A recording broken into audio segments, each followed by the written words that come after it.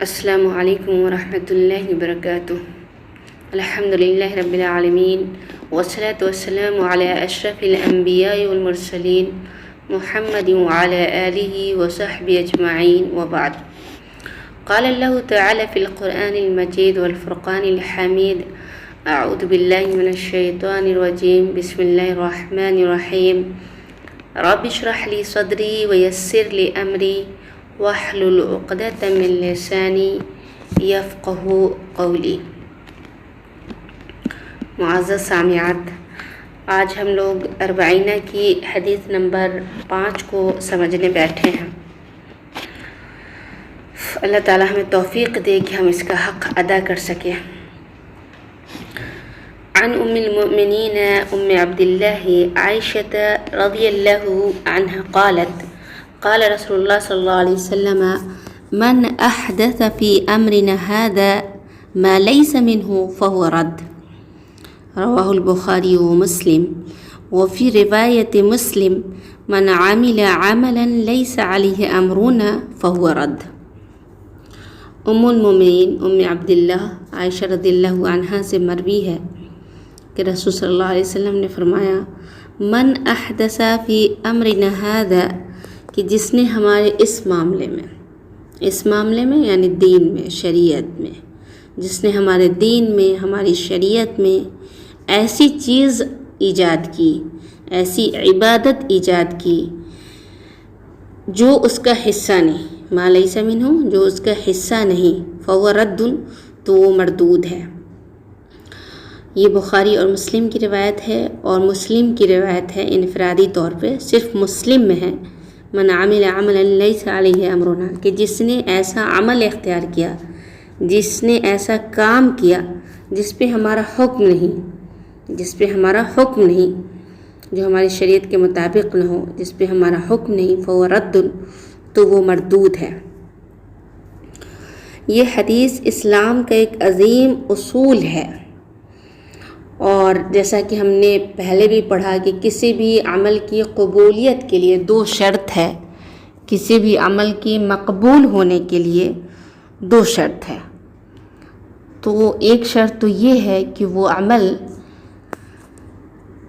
اللہ تبارک و تعالیٰ کے لیے ہو، خالص اللہ تبارک و تعالیٰ کے لیے ہو، اس عمل کا باطن جو ہو وہ اللہ تبارک و تعالیٰ کے لیے ہو، جیسا کہ اللہ تبارک و تعالیٰ کا فرمان ہے وَمَا أُمِرُوا إِلَّا لِيَعْبُدُوا اللَّهَ مُخْلِصِينَ لَهُ الدِّينَ حُنَفَاءَ، کہ ان کو حکم دیا گیا ہے کہ وہ اللہ تبارک و تعالیٰ کی عبادت کرے، اس کے لیے دین کو خالص کر کے، حنفاء یکسو ہو کر۔ اور مشہور حدیث ہے نیت کے سلسلے میں انما الاعمال بالنیات، اعمال کا دار و مدار نیت پر ہے، گویا کہ عمل کے باطن کو پہچاننے کا پیمانہ جو ہے یہ حدیث ہے انما الاعمال بالنیات۔ کسی بھی عمل کے باطن کو کہ وہ خالص اللہ کے لیے ہے یا ریاکاری کے لیے ہے، اس کو پہچاننے کا پیمانہ اور میزان انما الاعمال بالنیات ہے۔ اور عمل کی قبولیت کے لیے دوسری شرط ہے کہ وہ عمل اللہ اور اس کے رسول کے حکم کے مطابق ہو، اس پہ شریعت کا حکم ہو، وہ شریعت کا حکم ہو، شریعت کا حصہ ہو۔ اللہ تبارک و تعالیٰ کا فرمان ہے وَمَن يَبْتَغِ غَيْرَ الْإِسْلَامِ دِينًا فَلَن يُقْبَلَ مِنْهُ وَهُوَ فِي الْآخِرَةِ مِنَ الْخَاسِرِينَ، کہ جو اسلام کے علاوہ دیگر مذہب کا دین اختیار کرے یا دیگر اسلام کے علاوہ کو بطور دین اختیار کرے کسی بھی عمل کو، تو فَلَن يُقْبَلَ مِنْهُ، تو اس کا بھی کوئی بھی عمل قابل قبول نہیں ہوگا، اور آخرت میں وہ خسارہ اٹھانے والوں میں سے ہوگا۔ اور یہ نبی صلی اللہ علیہ وسلم کی یہ حدیث کہ من عمل عملا لیس علیہ امرنا، کہ جس نے ایسا کام کیا جس پہ ہمارا حکم نہیں تو وہ مردود ہے۔ تو گویا کہ یہ حدیث کسی انسان کے ظاہر کو پرکھنے کا پیمانہ ہے، یعنی کسی انسان کے عمل اسی وقت قابل قبول ہوگا جب وہ شریعت کے مطابق ہو۔ تو جو یہ حدیث ہے من عمل عملا لیس علیہ امرنا، یہ حدیث بدعت کے حرام ہونے کی دلیل ہے، کیونکہ بدعت دین میں ایجاد کردہ ہر اس عمل کا نام ہے جس کی شریعت میں کوئی اساس نہ ہو، کوئی دلیل نہ ہو، اور نبی اکرم صلی اللہ علیہ وسلم کا ارشاد ہے وَإِيَّاكُمْ وَمُحْدَثَاتِ الْأُمُورِ فَإِنَّ كُلَّ مُحْدَثَةٍ بِدْعَةٍ وَكُلَّ بِدْعَةٍ ضَلَالَةٍ وَكُلَّ ضَلَالَةٍ فِي النَّارِ، کہ تم دین میں ایجاد کرنے سے بچو، اس لیے کہ ہر دین میں ہر نئی چیز بدعت ہے، اور ہر بدعت گمراہی ہے، اور ہر گمراہی وہ جہنم کی طرف لے جانے والی ہے۔ نبی صلی اللہ علیہ وسلم نے واضح طور پہ کہہ دیا کہ ہر بدعت گمراہی ہے اور ہر گمراہی جہنم کی طرف لے جانے والی ہے۔ تو اب ضرورت نہیں رہ گئی کہ ہم اپنی طرف سے بدعت حسنہ کہیں اور بدعت سیئہ کہیں، اور یہ کہیں کہ بعض بدعت جو ہے وہ بہتر ہے، اس کو اختیار کیا جا سکتا ہے۔ تو اب جو لوگ اس بدعت کی راہ کو تلاش کرتے ہیں اور اس کے لیے طریقہ ڈھونڈتے ہیں، تو وہ یہ اعتراض کرتے ہیں کہ اگر ہر بدعت گمراہی ہے تو پھر موبائل ہے اور بھی بہت سارے آلات ہیں جو دنیاوی معاملات کو آسان کرنے کے لیے بنائے گئے ہیں، لائٹس ہیں اور بہت ساری چیزیں جو دنیاوی معاملات کو آسان کرنے کے لیے ہے، تو وہ ہم کیوں کرتے ہیں؟ وہ بھی تو نبی صلی اللہ علیہ وسلم کے زمانے میں نہیں تھے۔ تو ان کو سیدھا سادھا یہ جواب دینا ہے، یا ان کے لیے سیدھا سادھا یہ جواب ہے کہ نبی صلی اللہ علیہ وسلم کی جو یہ حدیث ہے وہ دینی معاملات سے تعلق رکھتی ہے۔ دینی معاملات میں کوئی عبادت اللہ تبارک و تعالیٰ کے تقرب کے لیے وہ جائز نہیں ہے۔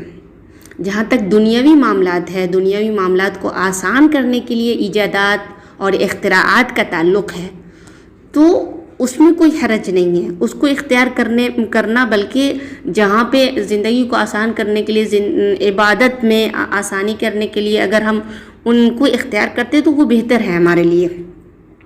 اس سلسلے میں ایک اور دھیان رکھیں، اللہ تبارک و تعالیٰ کا فرمان ہے الیوم اکملت لکم دینکم، کہ آج میں نے تمہارے لیے تمہارے دین کو مکمل کر دیا ہے۔ تو اس میں اللہ تبارک و تعالیٰ واضح طور پہ فرما رہے ہیں کہ دین مکمل ہو چکا ہے، اور اسلام آیا دین کو مکمل کرنے کے لیے، اسلام آیا عبادت کو مکمل کرنے کے لیے، تاکہ مسلمان کامیاب ہو، تاکہ مسلمان اللہ تعالیٰ کی عبادت کر کے دنیا اور آخرت میں کامیاب ہو۔ اسلام دنیاوی معاملات کو مکمل کرنے کے لیے نہیں آیا۔ دنیاوی معاملات میں جب بھی انسان کو جیسی ضروریات ہوں گی تو ایجادات ہوتی رہیں گی، اور یہی وجہ ہے کہ ایجادات کے معاملے میں دیکھیں کہ مسلمانوں سے آگے، ابھی کے وقت میں مسلمانوں سے آگے غیر مسلم ہیں، جو مسلمانوں کے علاوہ اقوام ہیں، تو وہ اختراعات میں، ایجادات میں آگے ہیں، اور مسلمانوں کے لیے جائز ہے ان ایجادات کو اختیار کرنا، غیر مسلموں کے ان تمام ایجادات کو اختیار کرنا جو ان کے دین کا حصہ نہیں ہیں، جو ان کے دین کے خصائص نہیں ہیں۔ اسلام میں جو فرائض ہیں، جو سنن اور واجبات ہیں، جو مستحبات ہیں، وہ اتنی ساری ہیں نیکی حاصل کرنے کے لیے، اللہ تبارک و تعالیٰ کا ثواب حاصل کرنے کے لیے، اس کی رضا جوئی کے لیے اتنی ساری ہیں کہ وہ ہمارے لیے کافی ہیں۔ اگر ہم صرف فرائض کو ادا کر لیں تو وہ کافی ہے، مزید بدعت وغیرہ کی ضرورت نہیں رہ جاتی ہے۔ ایک صحابی کو نبی صلی اللہ علیہ وسلم نے فرائض بتائے، اسلام کے فرائض بتائے، تو انہوں نے کہا کہ نہ میں ان سے زیادہ کروں گا اور نہ کم کروں گا۔ تو نبی صلی اللہ علیہ وسلم نے کہا کہ تم میں سے کوئی شخص اگر کسی جنتی کو دیکھنا چاہتا ہے تو اس کو دیکھ لے۔ تو صرف فرائض کو ادا کر کے بھی انسان جنت میں جا سکتا ہے۔ مزید اگر کوئی اور اللہ تبارک و تعالیٰ کا تقرب حاصل کرنا چاہتا ہے، اگر اور اللہ تبارک و تعالیٰ کی قربت چاہتا ہے، تو بہت سارے سنن ہیں، بہت سارے مستحبات ہیں، بہت سارے ایام ہیں جن میں مخصوص عبادات ہیں، جن کی فضیلت ہے، تو ان تمام فضیلت کو حاصل کر کے انسان بہت ثواب حاصل کر سکتا ہے۔ تو بدعت کی ضرورت یوں بھی نہیں رہ جاتی ہے، اس لیے کہ دین مکمل ہو چکا ہے۔ اللہ تبارک و تعالیٰ نے واضح طور پہ فرما دیا ہے۔ اب اگر ہم اپنی طرف سے کچھ کرتے ہیں تو ہم سمجھتے ہیں کہ اللہ اور اس کے رسول نے کچھ چھوڑ دیا ہے، یا اللہ اور اس کے رسول کے دین کو ہم مکمل نہیں سمجھ رہے ہیں۔ یہاں پہ میں سفیان ثوری رحمہ اللہ کا قول بتانا چاہتی ہوں۔ ان کا فرمان ہے البدعۃ احب الی ابلیس من المعصیہ لأن المعصیہ یتاب منها والبدع لا یتاب منها۔ سفیان ثوری رحمہ اللہ کا فرمان ہے کہ بدعت ابلیس کے نزدیک معصیت سے زیادہ محبوب ہے۔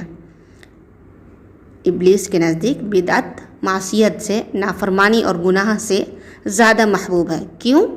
اس لیے کہ نافرمانی اور گناہ جب ایک مومن بندہ کرتا ہے تو اس کو احساس ہوتا ہے کہ وہ گناہ کر رہا ہے اور کبھی نہ کبھی وہ توبہ کر لیتا ہے، لیکن بدعت وہ نیکی کی غرض سے کرتا ہے، بدعت کو نیکی سمجھ کے کرتا ہے تو اس سے توبہ نہیں کرتا ہے، اس لیے شیطان کو بدعت زیادہ محبوب ہے۔ اس حدیث سے معلوم ہوتا ہے کہ نبی صلی اللہ علیہ وسلم اپنی امت کے لیے نہایت شفیق و مہربان اور ہمدرد خیرخواہ تھے۔ اسی بنا پر آپ صلی اللہ علیہ وسلم نے اپنی امت کو ہر اس چیز سے آگاہ اور خبردار کر دیا جو اعمال کی بربادی اور قبول نہ ہونے کا سبب بن سکتی ہے، عدم قبولیت کا سبب بن سکتی ہے۔ اللہ تعالی ہمیں توفیق دے کہ ہم سنت کے مطابق، شریعت کے مطابق کوئی عمل کر سکے، اللہ تبارک و تعالیٰ کی رضا جوئی کے لیے کر سکے، اور بدعت و خرافات اور رسم و رواج سے اللہ تبارک و تعالیٰ ہم سب کو دور رکھے۔ آمین ثم آمین۔ سبحانک اللہم و بحمدک، اشہد ان لا الہ الا انت، استغفرک و اتوب الیک۔ والسلام علیکم ورحمۃ اللہ وبرکاتہ۔